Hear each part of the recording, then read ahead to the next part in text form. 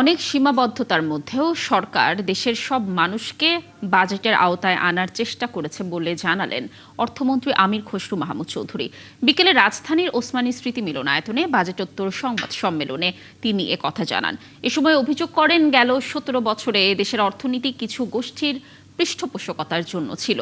তিনি জানান, গত ১.৫ মাসে মধ্যপ্রাচ্য যুদ্ধের কারণে দেশের অর্থনীতির পাশাপাশি সবচেয়ে বেশি প্রভাব পড়েছে জ্বালানি খাতে। আগামী অর্থবছরে ব্যবসার খরচ কমিয়ে মূল্যস্ফীতি নিয়ন্ত্রণের উদ্যোগ নিয়েছে সরকার। মন্ত্রী জানান, দুর্নীতির হ্রাস টেনে ধরতে সরকারি কর্মকর্তা কর্মচারীদের বেতন বৃদ্ধির উদ্যোগ নেওয়া হয়েছে।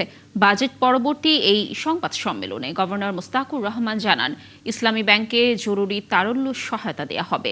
আমানতকারীদের কোনো সমস্যা হবে না বলে আশ্বস্ত করেন তিনি। বিশ্বের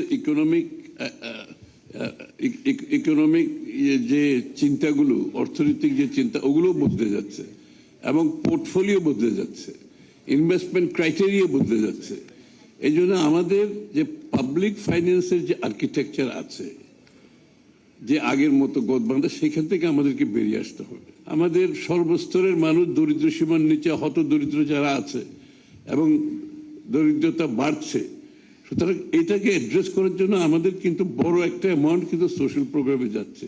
ফ্যামিলি কার্ড বলেন, কৃষক কার্ড বলেন, ইউনিভার্সাল হেলথ কেয়ার বলেন, প্রাইমারি প্রিভেন্টিভ হেলথ কেয়ার বলেন, এই জায়গাটাতে আমরা বড় একটা ইনভেস্টমেন্ট করছি। যে বাংলাদেশ ব্যাংকে আমাদের কিছু নিয়ম কানুন আছে, কিছু টুলস আছে, সেই টুলসগুলো আমরা প্রয়োগ করব আগামী কয়েকদিনের মধ্যে। এটাতে আমার মনে হয় না যে যারা আমানতকারী তাদের কোনো অসুবিধা হবে। তারা তাদের আমানত যে কোনো সময় ফ্রিলি তুলতে পারবেন, এটাতে কোনো সমস্যা নেই।